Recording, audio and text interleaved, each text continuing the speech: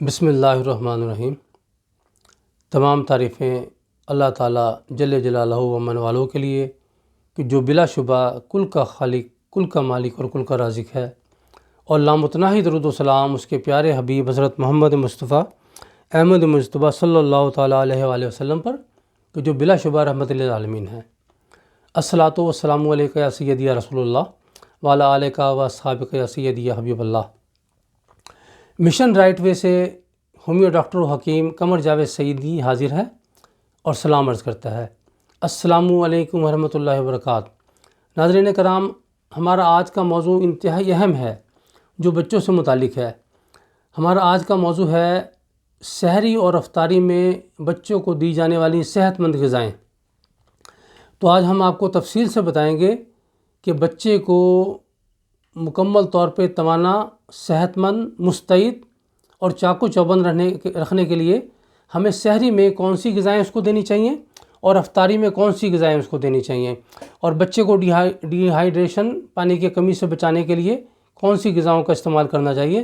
تو اس سے پہلے کہ میں آپ کو یہ بتاؤں کہ ہمیں کون سی غذائیں استعمال کرنی چاہیے، ایک بہت اہم ترین گزارش میں آپ سے کرنا چاہتا ہوں کہ خدارا اپنے بچوں کو روزہ رکھنے سے منع نہ کریں، بچوں کو روزہ رکھنے دیں، بچوں کو روزہ رکھنے کی ترغیب دلائیں، کیونکہ یہی بچے مستقبل کا معمار ہیں، یہی بچے پاکستان کی شان ہیں، پاکستان کا وقار ہیں، اسلام کا وقار ہیں۔ تو یہ بچے آج جب شریعت محمدی صلی اللہ علیہ وسلم پر عمل کریں گے تو انشاءاللہ تعالیٰ کل اپنی زندگیوں کو صحیح معنوں میں دین مبین کے مطابق گزار سکیں گے۔ تو میں نے اس سلسلے میں آپ کو بتایا بھی تھا پہلے بھی ایک ویڈیو میں کہ یقین کریں روزے سے کچھ بھی نہیں ہوتا،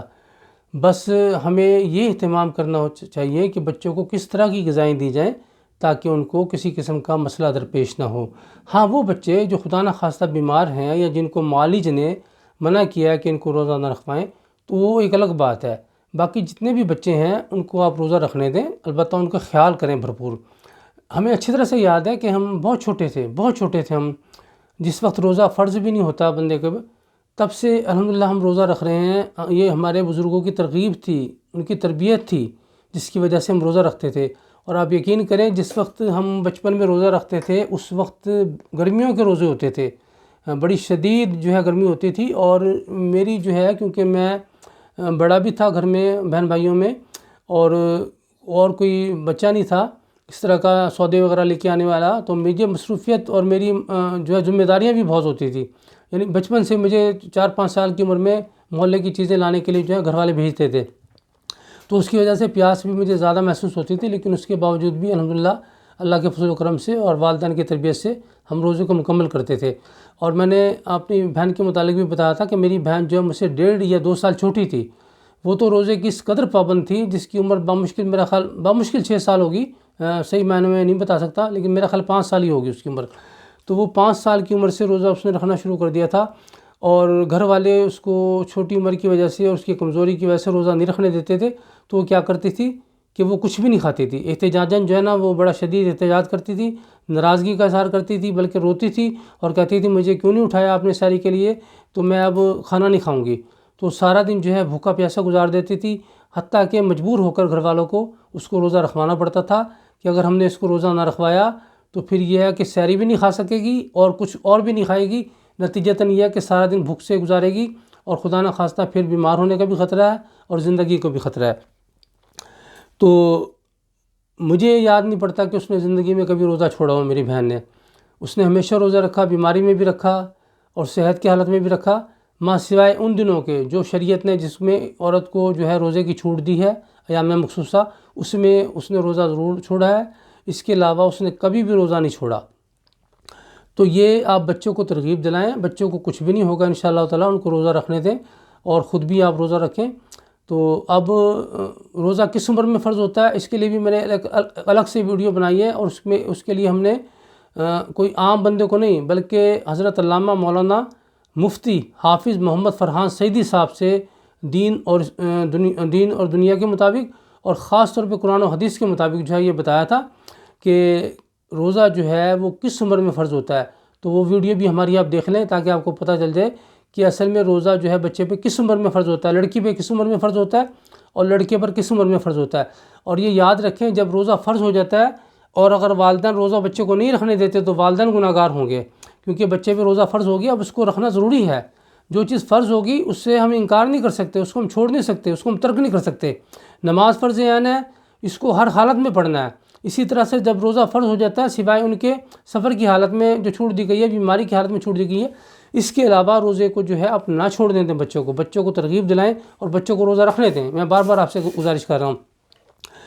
اب ہم بتاتے ہیں کہ بچوں کو کون سی غذائیں دینی چاہیے جو بچوں کو ڈی ہائیڈریشن سے بھی بچائیں، بچوں کو پانی کی کمی نہ ہونے دیں، بچوں کو تر و تازہ بھی رکھیں، صحت مند بھی رکھیں، خوشگوار بھی رکھیں، خوش موڈ بھی رکھیں، اور بچے جو ہیں مسکراتے رہیں، کھلکھلاتے رہیں اور اسی طرح سے ہنستے رہیں جیسے عام دنوں میں ہنستے مسکراتے ہیں۔ تو اس کے لیے میں آپ کو بڑی اہم غذائیں اور طریقہ کار بتانے لگا ہوں، اس کو آپ عمل کر لیں کہ خاص غذائیں نہیں ہیں، ایسی نہیں کیونکہ آپ کو کوئی بہت زیادہ خرچہ کرنا پڑے گا، یہ عام چیز نہیں ہے، لیکن ان کو ایک ترتیب دینا ہے آپ نے۔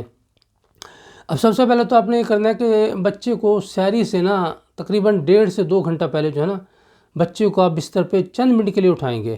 اور یہ ذمہ داری جو ہے نا میں کہوں گا ناراض نہ ہوئیے گا، والد کی بنتی ہے، کیونکہ والدہ کی سحری کے وقت بہت زیادہ مصروفیت ہوتی ہے، اس نے تہجد کی نماز بھی پڑھنی ہوتی ہے اور سحری کا انتظام بھی کرنا ہوتا ہے، کھانا بنانا ہوتا ہے، پھر بچوں کو اٹھانا بھی ہوتا ہے، کھانا لگانا بھی ہوتا ہے، بچوں کو کھانا دینا بھی ہوتا ہے، پھر ہر بندے کی اپنی اپنی خواہش ہوتی ہے، اس کو بھی پورا کرنا ہوتا ہے۔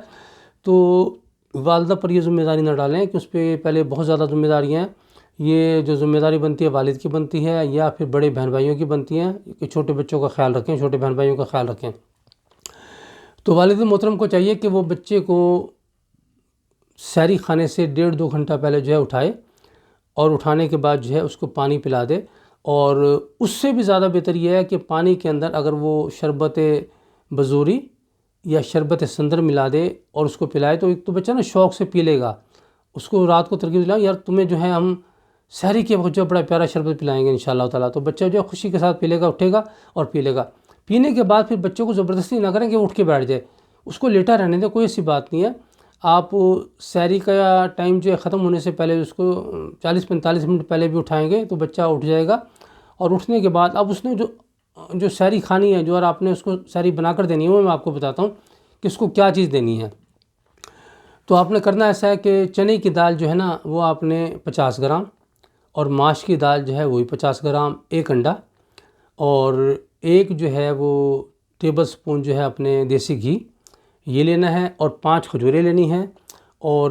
7 دانے جو ہے پستے کے لینے ہیں۔ یہ آپ نے جو ہے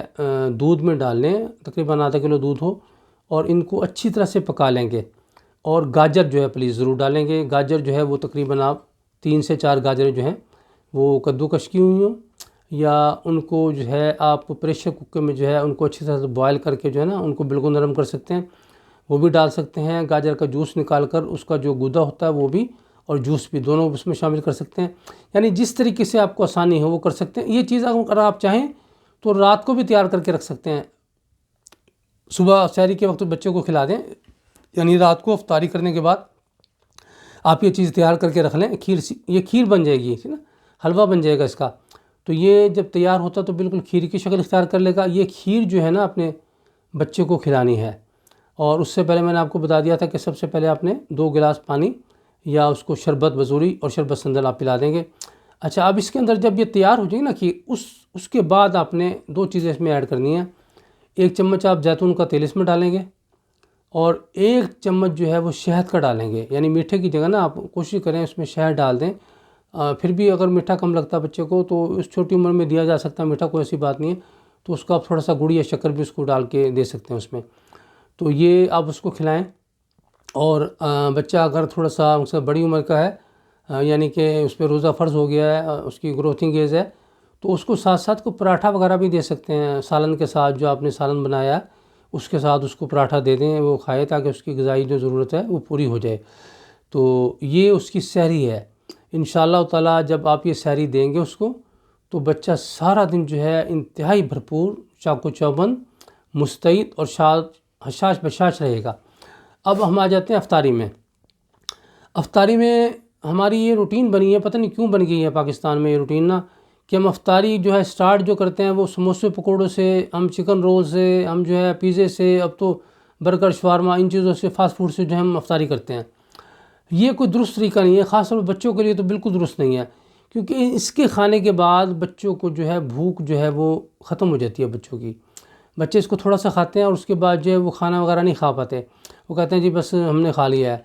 تو پیٹ بھر گیا ہمارا۔ تو آپ جو ہے نا افطاری میں خاص طور پہ خیال کریں کہ بچوں کو جو ہے یہ شروع افطاری میں یہ چیزیں نہ دیں، آپ اس کی افطاری ہلکا سا نمک چاٹ کے کریں بچہ، اور اس کے بعد اس کو جو ہے وہ 2 یا 3 کھجوریں اس کو کھلا دیں، پانی پلائیں، اور پانی میں سب سے بہتر یہ ہے کہ اس کو شربت بزوری یا سندل ڈال دیں، یہ بہت مفید چیزیں ہیں، تو یہ آپ اس کو ڈال دیں، اور جام شیری بھی ڈال سکتے ہیں، لیکن شربت بزوری اور سندل جو ہے یہ اس موسم میں زیادہ بہتر ہے، یہ اس کو آپ ڈال دیں گے، وہ پیے گا پانی، اور اس کے بعد جو ہے اس کو پھر آپ پھل کھلائیں، اس کو پھل آپ اس کو چاٹ کی شکل میں بھی کھلا سکتے ہیں، فروٹ سیلڈ بنا کے اس کو دے سکتے ہیں، اس میں کریم بھی ڈال سکتے ہیں، دودھ بھی ڈال سکتے ہیں، دہی بھی ڈال سکتے ہیں، یہ اس کو ڈال کر اس کو جو ہے فروٹ سیلڈ کھلائیں۔ فروٹ سیلڈ کھانے کے بعد اگر بچہ کا نماز پڑھنے سے پہلے اس کے پاس وقت ہے اور بچہ ابھی خواہش کرتا ہے وہ کھا سکتا ہے، تو پھر بچے کو آپ تھوڑا بہت فاسٹ فوڈ، اگر اس کی بہت خواہش ہے یا اس دور کے تقاضوں کے مطابق اگر آپ دینا چاہتے ہیں تو تھوڑا بہت فاسٹ فوڈ دے سکتے ہیں، کیونکہ فاسٹ فوڈ میں خدا نخواستہ بالکل منع نہیں کروں گا، کیونکہ حرام چیز نہیں ہے، میں ہمیشہ کہتا ہوں جو چیز حلال ہے اس سے بالکل اجتناب کرنا یہ بھی درست نہیں ہے، تو میں خود بھی کھا لیتا ہوں کبھی کبھی، تو ایسی بات نہیں ہے، ہم جو چیز حلال ہے اس کو حلال کہیں گے، اس کو کھانے میں کوئی خدا نخواستہ ہم اس پہ فتویٰ نہیں لگا سکتے کہ اس کو مکمل نہیں کھانا، تو آپ وہ بچہ اگر کھاتا ہے تو آپ دے سکتے ہیں، کیونکہ اس نے اب تھوڑا سا پھل وغیرہ کھا لیا نا، تو اس کی اب جو بھوک والا مسئلہ تھا نا وہ نہیں ہوگا، تو اس کے بعد اس کو آپ تمام طرح کوشش کریں کہ بچہ جو ہے وہ مغرب کی نماز باجماعت پڑھ کر آئے۔ یہ رمضان کا مہینہ ایسا ہوتا ہے کہ جس میں بچوں کو بہت اچھے سے ان کو ترغیب دلائی جا سکتی ہے نماز کی اور عبادات کی، اور بڑی اچھی تربیت کی جا سکتی ہے، کیونکہ ماحول بنا ہوتا ہے، مسجد میں لوگ نمازی ذوق در ذوق آتے ہوتے ہیں، بڑے شوق سے آتے ہیں، بڑی گیدرنگ ہوتی ہے، تو دیکھ کر نا بچہ بڑا خوش بھی ہوگا، اور بچے میں یہ ذوق اور شوق پیدا ہوگا کہ وہ باجماعت نماز ادا کیا کرے، تو بچوں کو جو ہے اس کے والد کے ساتھ، اس کے بڑے بھائی کے ساتھ جو ہے وہ آپ مسجد میں بھیجیں، وہ باجماعت نماز ادا کر کے آئے۔ جب بچہ نماز ادا کر آ جائے اس کے بعد اس کو بیٹھنے دیں، اور اگر وہ ابھی کھانے کی خواہش رکھتا ہے تو پھر اس کو موسم کے مطابق ہر طرح کی چیز اپنی ضرورت کے مطابق اپنی تیار کردہ ہر چیز اس کو دے سکتے ہیں، ہر کھانا اس کو دے سکتے ہیں، اب کوئی ممانعت نہیں ہے، اس کو کسی قسم کا پرہیز نہیں ہے، کوئی اس پہ آبجیکشن نہیں لگانی، کوئی اس کو منع نہیں کرنا، کوئی اس کو روک ٹوک نہیں کرنی، وہ جو چیز مانگتا ہے نا وہ اس کو کھلائیں، سوائے ان چیزوں کے جو مقصد نقصان دیتی ہیں، جیسے ٹاٹری سے بنے بازار کے اگر دہی بلے وغیرہ ہیں تو وہ بچے کا گلا خراب کر دیں گے، اس طرح کی چیزیں نہ دیں، ہائیجین کا خیال رکھیں۔ باقی بچہ جس چیز کی ڈیمانڈ کرتا ہے دے سکتے ہیں، فاسٹ فوڈ کی ڈیمانڈ کرتا ہے فاسٹ فوڈ بھی اس کو دے سکتے ہیں، کوئی ایسی بات نہیں ہے، ٹھیک ہے، تو یہ سب چیزیں اس کو کھلا سکتے ہیں، اور انشاءاللہ تعالیٰ آپ کا بچہ اللہ کی رحمت سے پورے روزے مکمل کر سکے گا، اس کو کسی قسم کا مسئلہ نہیں ہوگا۔ اللہ کریم ہم سب کو دین مبین کو صحیح معنوں میں سمجھنے کی توفیق عطا فرمائے، اس پر عمل کرنے کی توفیق عطا فرمائے، اور دین کو پھیلانے میں اللہ تعالیٰ ہمیں توفیق عطا فرمائے کہ ہم اس کے لیے بھی کام کریں۔ تو انہی الفاظ کے ساتھ اجازت چاہتا ہوں، اپنا بہت سارا خیال رکھیں، فی امان اللہ۔ پاکستان زندہ باد، افواج پاکستان پائندہ باد، نماز پڑھتے رہیں اپنے لیے، اپنی آخرت کے لیے۔